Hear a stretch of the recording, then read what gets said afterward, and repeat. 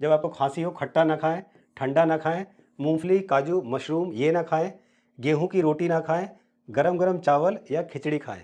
अगर ठंड का सीज़न हो तो आप गले में और सर को गर्म कपड़े से ढक कर रखें, ये आपको करना है। इसके अलावा तेल और चिकनाई वाली चीज़ें ना खाएं और इनके ऊपर गलती से भी पानी ना पिएं। अगर आपने तेल और चिकनाई वाली चीज़ें खाई है तो गलती से भी इनके ऊपर पानी ना पिएं।